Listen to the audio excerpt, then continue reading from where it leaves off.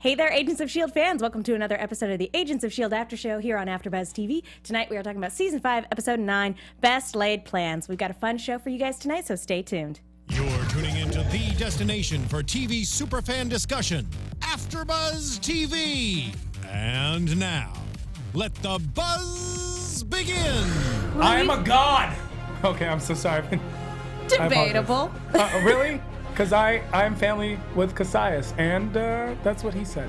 Because he's your cousin, that makes you a god by proxy, It's or a god a demigod. adjacent. See, okay. Oh, Demigod at best. Oh okay, my gosh, I who's like coming that. up with It's these divine rules? adjacent. I like that, guys. Yeah, but hey, what are you people, huh? You don't have gods in your family? Chosen. Okay. Oh, I love that. He's gonna use. I'm only half Jewish, and he's gonna use that against me forever. I'm going to go with director. Hey there, Agents of S.H.I.E.L.D. fans. Welcome to another episode of the Agents of S.H.I.E.L.D. After Show. Let's not waste any time. Let's go ahead and introduce our fantastic panel. To my left, Tehran. Well, actually, it's supposed to be Jessie, who I attempt to kill each and every week, and my plot to do so is slowly working. I am Tehran, also a god. Tehran, next time, please wait until the air to stab Jessie, because... We'll get way more hits. Yeah. Okay. I thought, well, you guys told Quit me enacting don't. your murder plans off screen. You said don't stab Jessie. We said air. don't stab Jessie yet. I stopped listening. Yes. I have a problem with that. I stopped listening. So you stopped listening at Don't Stab Jessie and then proceeded to stab After, Jessie. yeah. See, So- this is what happens. Anyway. You know, I like to rebel, so I did it because you told me not to. If I'd heard not off it, I would have done it So on if we air. had told you to stab Jessie, you would have left him be? Yeah, I wouldn't have stabbed him. I was trying to poison him. You guys Good. know that. All right, this Good is move. Good move. To his Too left. incriminating. Too incriminating. Just kidding. To his left, Zach Wilson. Hey everybody. Find me on the internet at that Zach Wilson, and also just shaking my head in general. In this studio, often shaking Don't be his next, head. Zach. And as you may have guessed, Jesse Kline is not here today. He is taken ill via stabbing.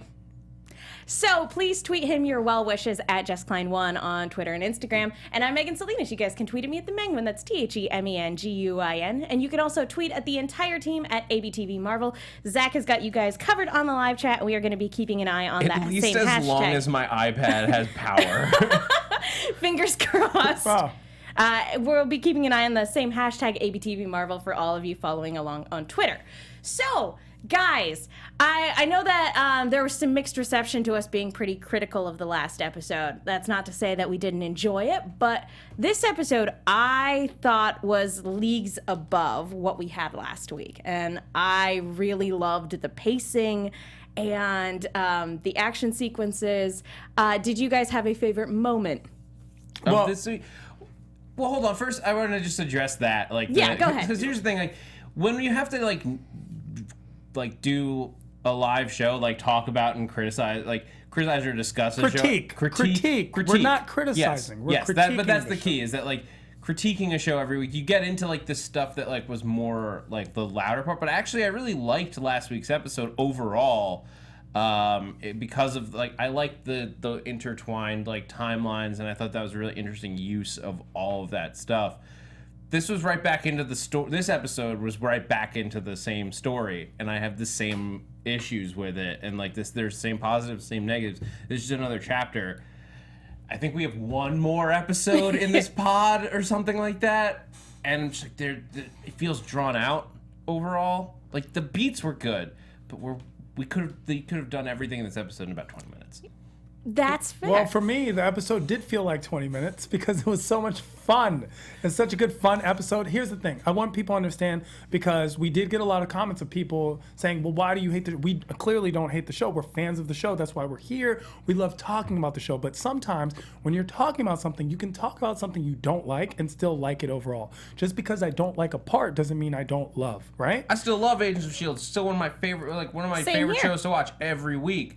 But I loved it more in season 2 and season 3 and season 4 than what I'm getting right now, and so I want the show to get back to those plot points that I thought were stronger, the seasons that I thought were better. I'm still trying to figure out exactly what motivated this like huge shift in what the show is. Sure. And like, so I think it's going somewhere. I just want to see where that is. We've had a few people kind of speculate via our YouTube comments saying that they're probably, talking about the decreased budget for this season, all kind of going to episode 100. And so maybe that's what's responsible for some of the pacing issues, is that they allocated a good chunk of the budget to that episode. And so there's some padding that's needed to get to that point. They do the same thing they did with the Inhumans, like where they put a big budget into something that didn't work out well. And that's something... I hope that's not the case. Yeah, I hope that's not the case. But clearly there are plot holes in the show, right? And we're watching it because we're fans. It's not like, oh, you just gloss. They've done such a good job of suspension of disbelief up till now. So now when we're watching it, we're still in that mode of, well, you did such a good job in the past. Why aren't you doing it now? However, with this particular episode, I thought it was way more fun. And in the guise of Agents of S.H.I.E.L.D. that we had previously come to know and love. There's a little more spy agency stuff happening here, like Fitz and Simmons having to work out and like rebuild some tech. I've you also missed had like them. the debate of like, okay, well this guy is bad and like should we take care of him? He might be more dangerous. And that debate that a character has to go through of like, should I off this guy potentially who worked dangerous against guy? us? Like we have to like trick the bad guy into like this is all spy stuff. They're actually behaving like spies. This is a spy show. Let's not forget that. But like you're talking about like plot holes and stuff. Some of them this is the thing. It's like I generally want to give Agents of S.H.I.E.L.D. the benefit of the doubt because they've earned it. And so it's like, okay, we had all these questions about like how the hell is there an atmosphere on Earth and any kind of gravity? Well, okay, now we've explained it. But we've explained it 9 episodes into the season, and we've been asking this since day one. They left it hanging for too long that there's like, okay, now we know that gravitonium is the only reason that there's still atmosphere. It's entirely possible that they trusted the audience to draw that particular conclusion when gravitonium was reintroduced in this season. So yeah, again, I want to give them the benefit of the doubt as well. What I would have needed in that circumstance is just, I wish they could have been like, I don't know who the character would be that would have set this up. So like, I'm not saying like I know how to perfectly fix this, but like if a character had hinted that there was something at work, keeping it there. They've had ample opportunity to do so, and that's what our problem was. It's the drawn outness of this season's arc. That's it was the difference that it looked like it was a mistake rather than a mystery. That's the difference between how the atmosphere worked and now that it's revealed. I'll give them the benefit of the doubt that is a little bit subjective. Yeah, it could very well be seen as a plot hole or a poorly executed plot point. Or you could look at it as them trying to just impart that information onto the audience to connect the dots. Or I'm just too big of a sci-fi nerd. I'm the one like, the atmosphere wouldn't work like that, you guys. Come on. Well, speaking of sort of resolving those plot points, we get something we've been talking about a great deal this season is talking about how this particular set of time travel works. And Fitz and Simmons basically lay it out for us with when they discover the gravitonium with and I might have written this down wrong, but the causal loop paradox, where they basically see that the gravitonium is most likely what's responsible for shattering the Earth apart, and the fact that the only reason why they knew in the future past how to build it is because they're seeing it just now in this moment. It's a Legend of Zelda scenario where you only learn a particular song because you hear it from somebody who heard you play it in the past. So that's anytime you guys, like we know now, anytime we get confused about how time travel works like this, think Legend of Zelda rules minus the, I guess, Master Sword component of it. It's your cousin Marvin. Yes! Marvin Fitz. Listen to this formula. That's a Back to the Future reference in case people didn't know. Oh God, I hope we're not that old. People don't know Back to the Future. I don't think that they do. Enoch has become my favorite character. Can we talk about how amazing of a character he has become? His commentary is amazing. I never thought that out of all of the people here, he would have had some of the best comedic timing. Amazing. his performance here reminded me quite a bit of like Data from Next Generation. Just the well-meaning but very. Maybe it's a little bit more sarcastic than Data is, but it's just that it's that disconnect from humanity. But of being it's not sarcastic. He's not being sarcastic. If I had a stomach, this is when I would vomit. That's hilarious. I am not made of metal, nor am I a man. Comedic. Dude, read the room. Spot on comedic delivery. Yeah, it's very good. But Zach, you mentioned the philosophical quandary of what to do with Voss, and I definitely want to talk about Deeks' decision here. But I also want to point out how like pro-vigilante justice Coulson was in that regard. Does He that was seem a so little down out of to kill. character? He was like, kill him, off with his head. You know what? Maybe all this stuff is taking a bit of a toll on Coulson. I mean, he has been thrown into problem after problem after problem. He's, you know what? F it, bro. Kill them all. Or maybe it's just like, we're gonna go fix the timelines and none of this is gonna matter. Like, do what you want. It's hard to tell whether he's like, look, he killed your father. You decide what to do with him in the meantime. That's your story arc, not mine. My hands are clean. Or if it's just kind of a sense of nihilism of like, hey, when we go back in time and we fix this entire future will be prevented. I don't think so. I think, okay, so everyone knows, especially Jessie, that my solution is just to kill, right? But the concept of Really glad you're not in charge right now. the concept that Phil was so willing to kill, and that's not who Coulson. Coulson's supposed to be the brains. He's the logical one, no matter what happens. He's always the voice of reason.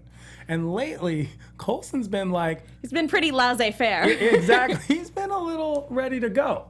I mean, they've all been through like some dark trauma, Yeah. like pretty much like a week ago. Like when you actually, like it's been a season, it's been a year, but have they had any downtime since like They have season not. 2? They have not. But they chose this life. They chose this life. They didn't have to join the Agents of S.H.I.E.L.D. Except for Daisy. Anyway. She chose more than I think anybody else. Like May was like trying to ride the desk, and they were like, "No, go back to the field." Back to the field, May. I'm retired. No, not until we say you are. Okay.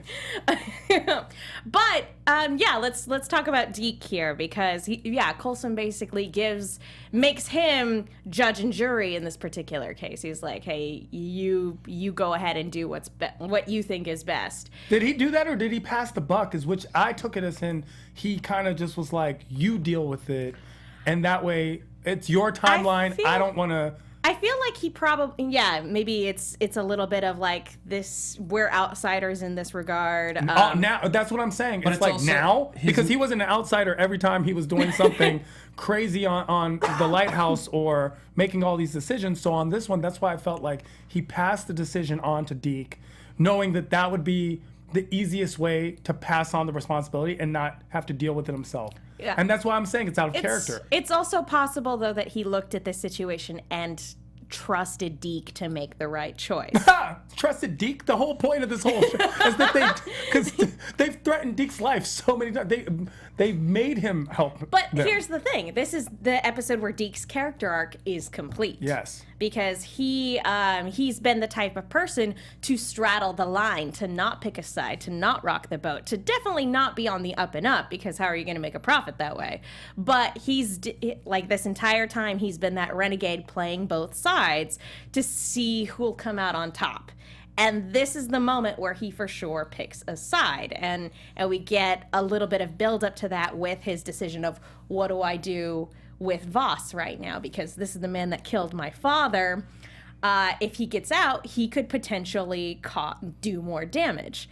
And he doesn't necessarily come to that conclusion. He decides not to kill him. Redeems himself. And Voss. Would you have killed him? Let's No, it's That's a fair question. It's a fair It's a fair question. question. I mean, my big question is just like, what is Voss like? What is helped or not helped like by this action? So like, is he gonna do it again? Is he going to try to sabotage their attempts? Yeah. So like, I probably would have just like, they're about to leave. I would have left him behind.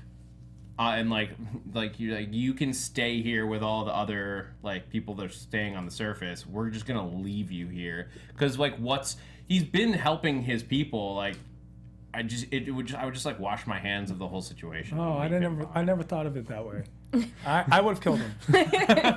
No, even after hearing what you said, I would have I've watched a lot of Bond movies, and so just off them. You're like, I know for a fact that if you put someone in an easily escapable situation and then walk away, that they're definitely going to live through it. And thwart your plan. See, the concept is they will thwart your plan. It's the only time that you actually use the word thwart is when someone escapes. Thwarting your plans. Exactly. A plot that you had because you took too long, like Cassius did, in talking, and then thwarted your plan. I mean, that's the key is that you're taking the only mode of transportation on the surface and getting the hell out of there. So you might as like you're removing him from the situation anyway. Sure. I would have killed him. Well, Daisy points out a good factor that may have subconsciously factored into Deeks' decision is that Voss is probably only a threat to her in this particular moment. He doesn't want to kill anybody else. He only wants to kill her. Really? How's Deeks' dad doing? According to Voss, that was self-defense, which is exactly, admittedly, what a guilty person would also say. But it's entirely possible that because Voss was trying to accomplish the goal to save the most amount of lives with the minimum loss of life, Interesting. That's kind of where Deeks coming from too when he's trying to make the decision of whether or not to kill Voss.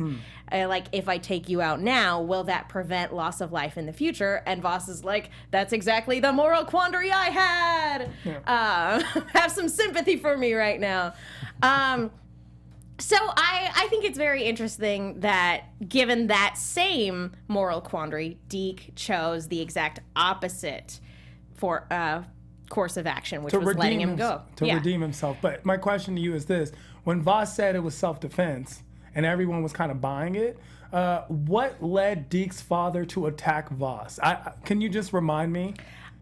Voss's decision to kill Daisy, who the seer said don't kill, right? Oh, okay. And then they chose not to trust the seer, the one who led them all this way and was right the whole entire time. So is it self-defense or is it Voss is a murderer and we should have killed Voss?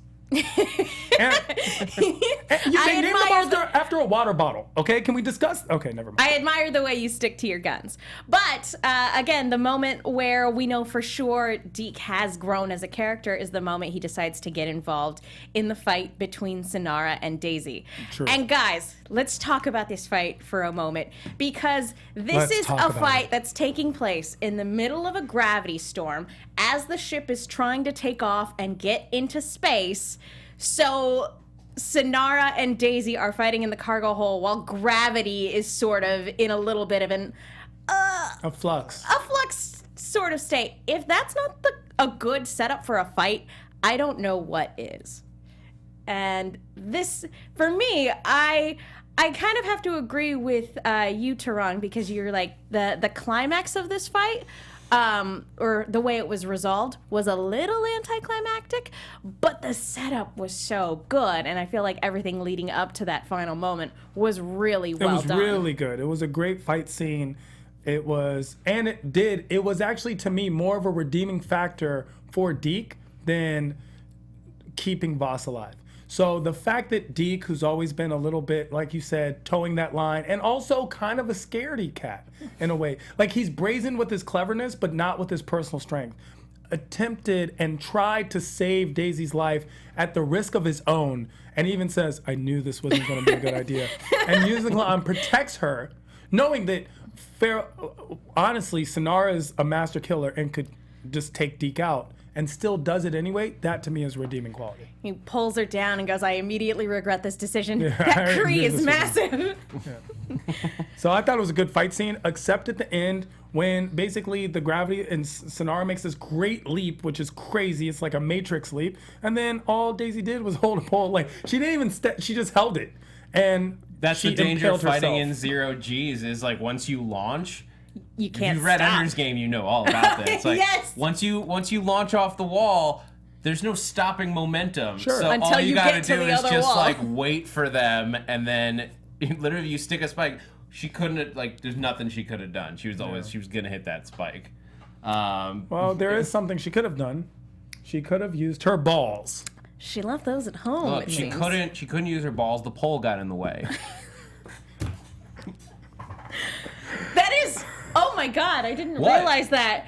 This entire season we've I been don't know what making you guys- jokes about Sonara's balls, and a pole is her undoing. Impaled her, yeah. Oh my I don't know what God. you guys are talking about. All I did was That's describe exactly- what happened. that I is don't know what what's happened. funny about that. That is exactly what happened. Thanks, And Zach. I'm so glad that you have perspective. I was just wondering if there's someone in the writer's room who just giggled to themselves like as they wrote the script. Ha!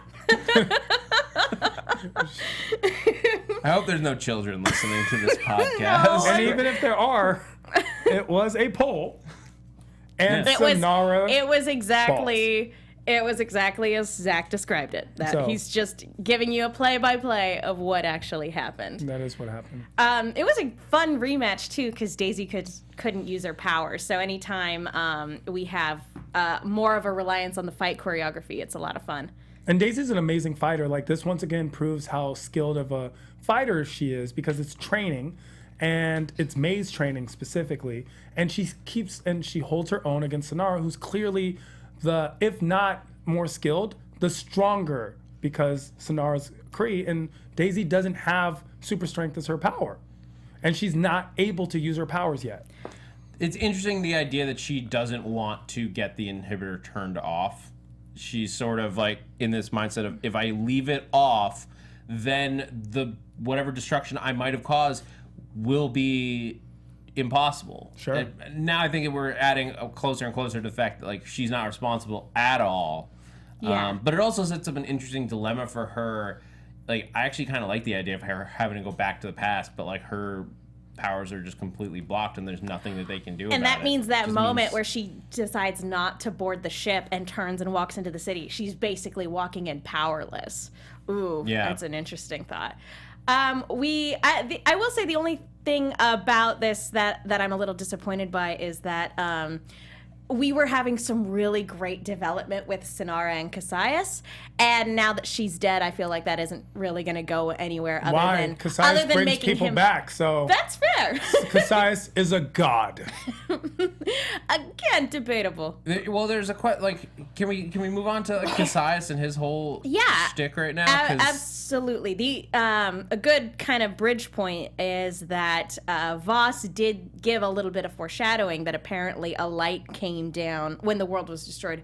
A light came down from space right before the Earth ended up shattering apart. And I'm wondering, with a bunch of explosives, up on the lighthouse for a moment, I was thinking like, oh, maybe what happens is like there's an explosion in the future and that has like a weird quantum ripple effect into the past. But I don't know. Clearly that's not kind of how it shook out in this episode. So yeah, let's talk about Cassius and Yoyo and Mac's a sort of rebellion that I love Papa Mac in this episode, like him being like Papa Mac. he's a dad. He spent the entire episode going, Flint, no, you can't kill people. Go to your room. Because he likes that. He misses that.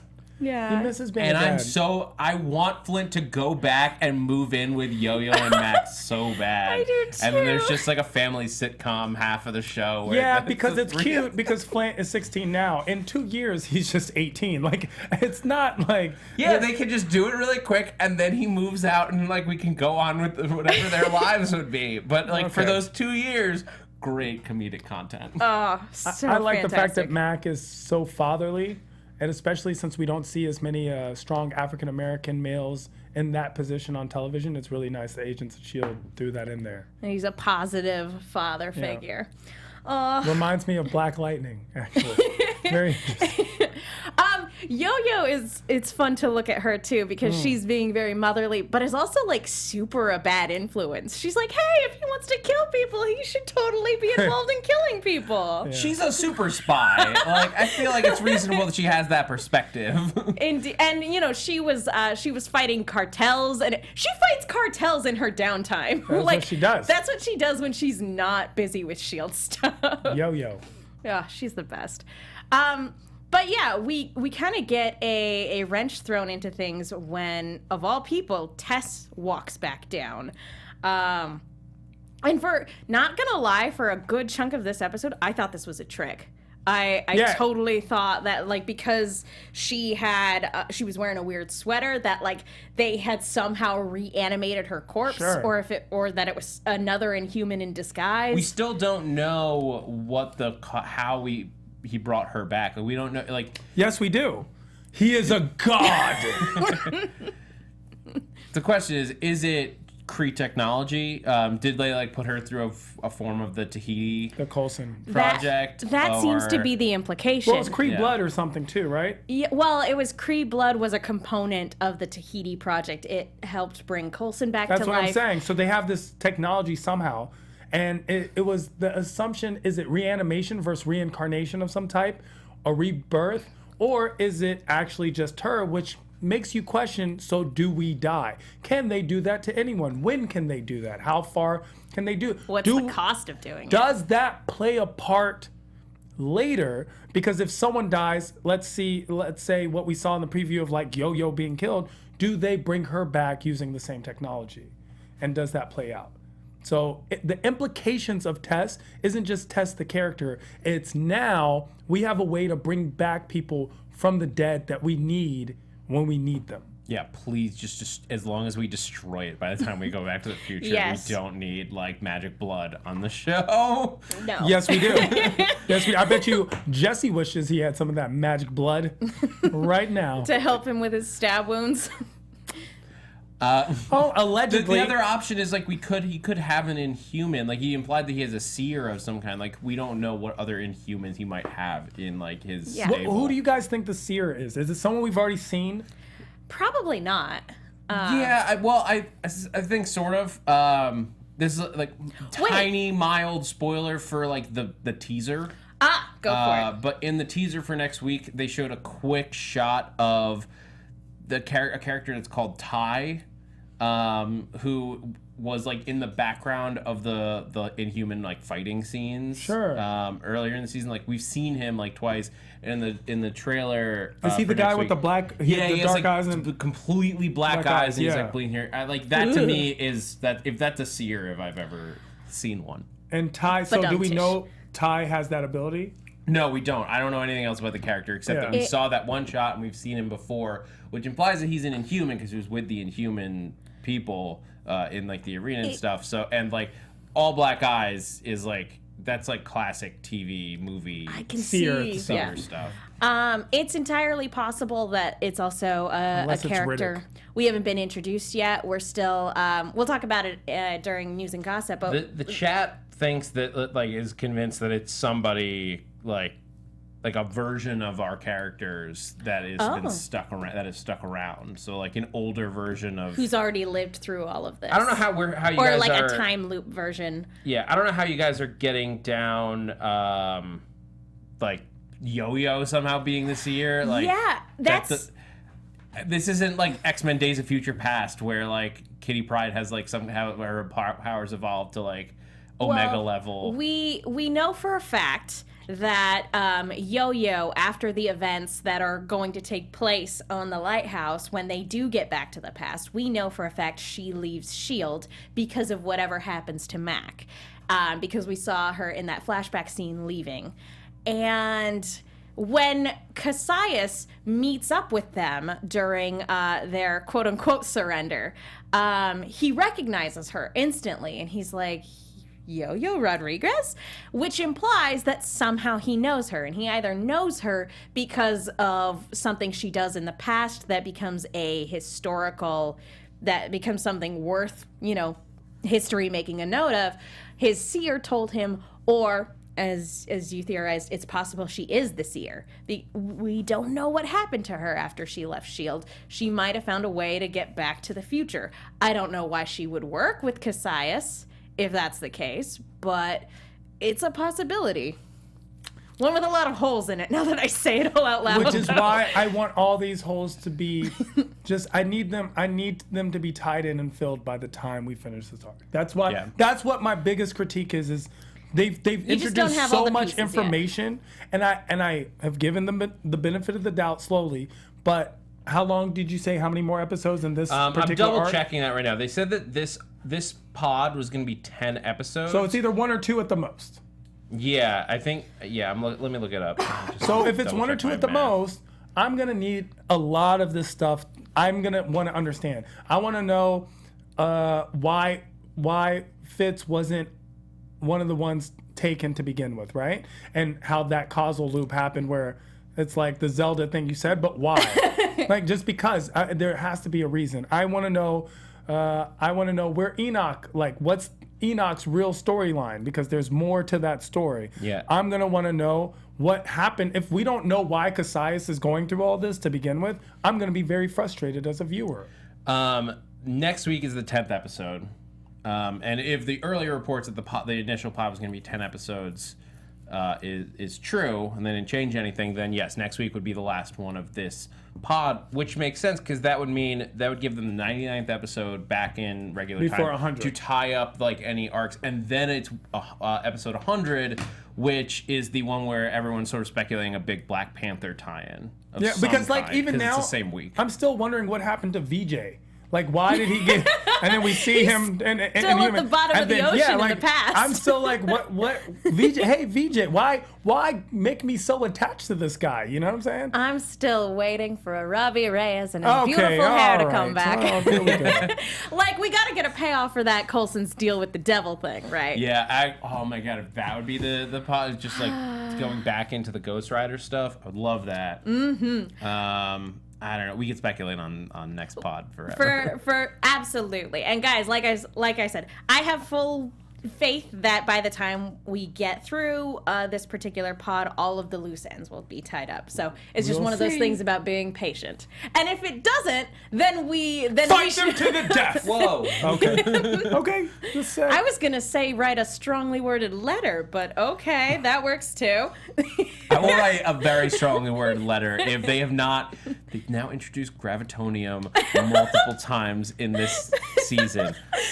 They're shoving it in our face, being like, "Look at it! Look at the gravitonium!" And I'm like watching the bubbles. Like, is there a face in there? Is there a face in those bubbles? There's not. There better be soon. If they wrap up this series without a graviton payoff, Zach is gonna lose his mind. Gonna lose it. Zach is gonna fight himself to the death. They're messing with us at this point. If like to show, they're not messing with us, Zach. They're only messing with you. What if there's a writer's room? They're like, you see this Zach guy and his obsession with the graviton? All right, let's do this. Yeah, throw it in there. Yeah, do it. I do want to talk about Cassius really quick before we get into like news and Do you gossip. mean What?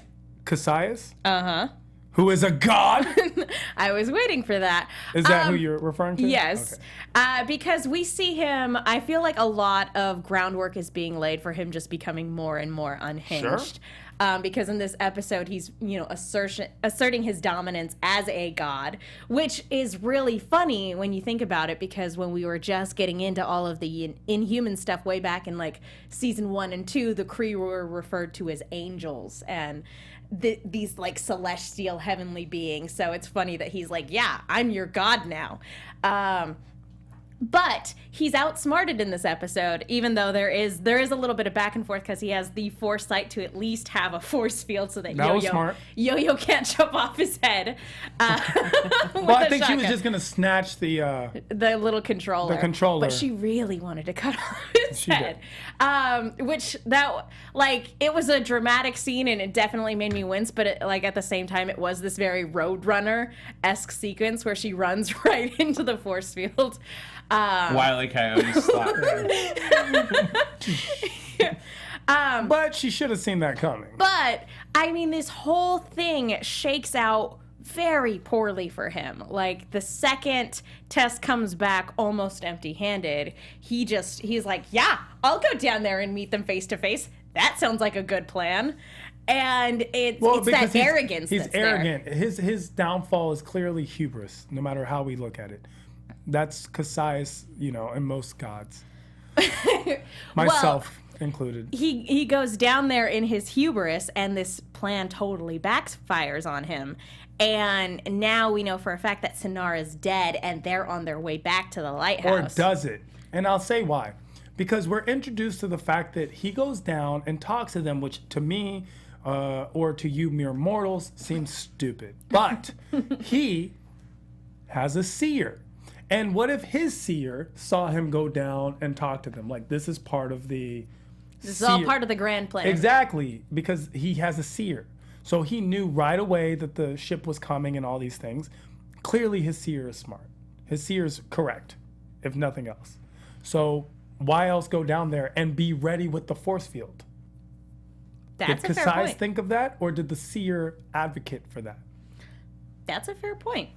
My concern is that the second he finds out Sinara, his right-hand man, is dead, that anything that's even vaguely keeping him together is just going to completely unravel. That's what you think, Yeah. Zach? I mean, that's the natural we're hoping progression. Zach has a Just like a prediction. not a but like an understanding of because you have really good insight in these characters more so. So we don't know who the seer is, but do you think Cassius, for example, did it on his own, or did the seer advise him, and that's why he went down there in the first place? I don't think I don't know what He the seems- seer would have said that would send him down there. I think there was enough. Go down there? He had to go down there because he was like they were holding. They had him by Sinara's balls. That was inappropriate. That time you pushed that. But they had his. I apologize they had for his, nothing. his valuable Inhuman blood, and they basically set back his Inhuman farming by probably years at this point, because they destroyed all of his samples that I think they were using to to clone people in order to breed new Inhumans. So they've ruined his life's work that theoretically he was about to get ready to take to his father to buy his way back into the family. Yeah. Is Robin dead? Yes. No. Hear me out. If I had asked you last episode, is Tess dead, would you have said yes? Yes. It was Tess dead. This is the danger anytime you have a resurrection device on a show like this. Is Robin dead, or did they possibly clone her, or somehow have Robin the kid in his corner? I mean, maybe. There's enough wibbly wobbly timey wimey going on for a younger version. I don't think of her. our seer is gonna be a big reveal of some kind. I mean, maybe it's as simple as Dove Cameron, whatever character. Ruby. Yeah, whatever. Maybe that's who she ends up playing. I don't know. A younger version of Robin. Okay, no. Do we want to get into news and gossip? Yeah, then? we can go ahead and dive into some news and gossip then, because we're here. Let's talk about the news about Dove Cameron's character that was released. News and gossip. AfterBuzz TV News.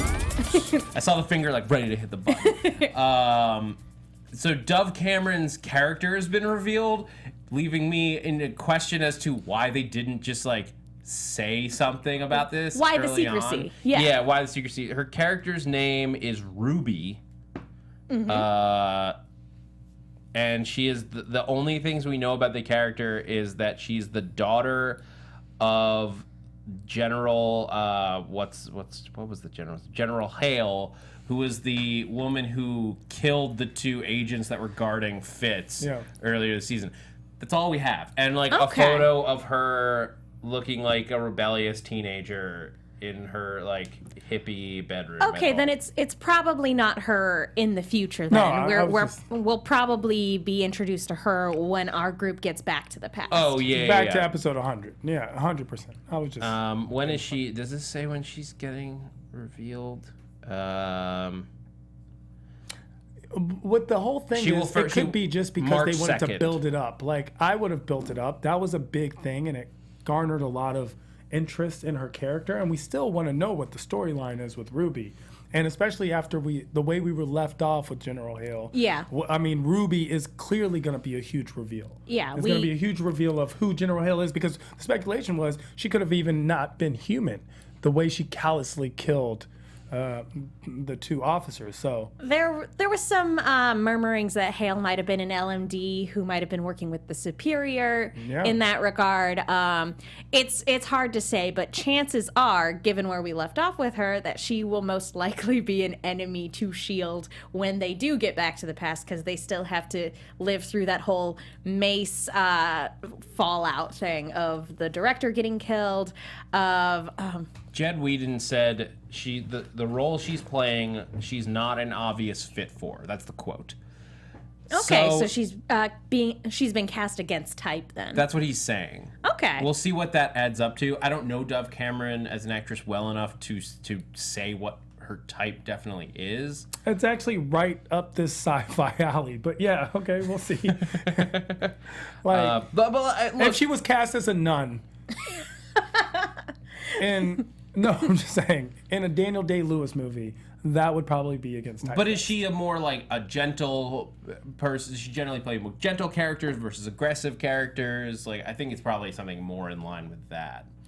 Or if she's not used to playing action characters, maybe she does action. Maybe she's maybe she's not. Maybe she's like a quiet, like nerd.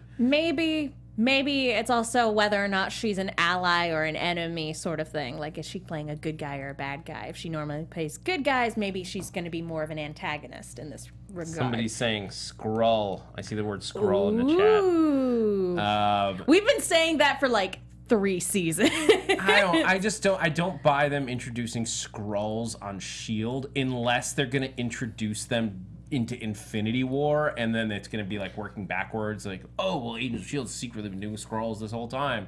But I don't see that. Yeah. And I don't see Infinity. I could see Avengers 4 is going to be involving the Skrulls, but that's not for another year and change. Yeah, that's still a lot of movies and TV shows to get through. To get there, there's like 15 movies and maybe an 208 adversary of the episodes or Chromicons, I guess. Like, Maybe. I don't know. It's hard to say, but we have lots of time to speculate prior to that point. Guys, and speaking of which, do we have any other thoughts on this episode before we move on into predictions? Well, you were bringing up a point about May being a lot more motherly. Yes, I definitely wanted to talk about Mama May in this episode, because she can't really see herself as a mom, but everybody around her can. It's like, are you kidding, May? And She's everyone's mom. She's just Pretty kind of much. a strict mom. But she's everyone's mom on the show. as Daisy puts it, no TV, home by 7:30 curfew sort of mom. No nonsense that way. Exactly. And let's be honest, May has the best mom look. Like, in terms of like that look your mom can give you to make you go, oh, I'm sorry, I definitely was in the wrong there. And she's definitely mommy Daisy, who I love. So it's like she's been a mom. She's been a mom to everyone, and Coulson's dad, and hopefully dad and mom. Get together. That would be great. Mom and dad get back together. Well, it's a nice character arc for her, because so much of her inner turmoil was failure to save a child, and then that caused a lot of intimacy issues, so that she never actually had a family of her own.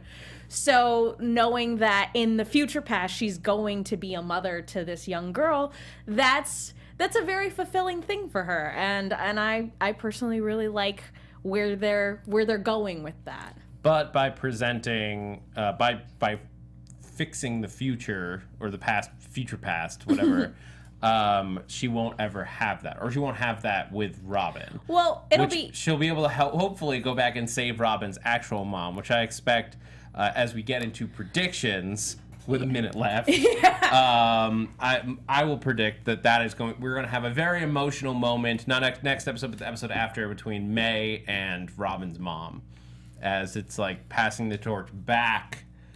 like I like take care of her. Because they haven't lived through all that yet. Yeah, I'm predicting that, like, when we get to that point where they go back to the past and after everything happens, we'll sort of see, like, a montage moving forward. And then once we get to the point where we can fix everything, then sort of the universal reset button will hit back. So they'll still have lived through it, but we'll still, like, end up fixing the problem, if that makes any sense. So they have the experience, but it never actually happened because Yeah, but they wibbly fixed wobbly, it. timey-wimey. But they fix it, and then everything is good for forever until we get back to the LMD stuff. All right, well, I think that just about does it for this episode. Zach, where can people go if they want to find you? You guys can find me on Twitter, Instagram, all over the internet at that Zach Wilson. That's Zach with a CH. Be sure to stay tuned. I think Jessie and I have a project that we are assuming he's not Just dead. say you have a project. Just kidding. But stay tuned. We're working on some stuff, and hopefully we'll have something to reveal to you very soon. Oh, well, that's great. I can't wait. I am Tehran, literally at I am Tehran. And in case you were wondering where to find me in heaven, because I am a god. Sure. Let him think that, guys. But please do not kill Jessie before they get a chance to How reveal what important they is have Jessie in to store. this thing? I assume integral. So guys, again, please be sure to tweet him your well wishes at JessKline1 on Twitter and Instagram. And I'm Megan Salinas. You guys can follow me on Twitter and Instagram at TheMenguin. That's TheMenguin. Again, be sure to follow the whole team at ABTV Marvel. Like and comment on iTunes, guys. It's the best way to let our producers know that you like the show that we're putting on. Thank you guys so much for watching. We will see you all next time. From executive producers Maria Menounos, Kevin Undergaro, Phil Svitek, and the entire AfterBuzz TV staff, we would like to thank you for listening to the AfterBuzz TV network. To watch or listen to other after shows and post comments or questions, be sure to visit AfterBuzzTV.com. I'm Sir Richard Wentworth, and this has been a presentation of AfterBuzz TV. Bye. Sonora See you Ball. later. Oh. The views expressed herein are those of the hosts only and do not necessarily reflect the views of AfterBuzz TV or its owners or principals.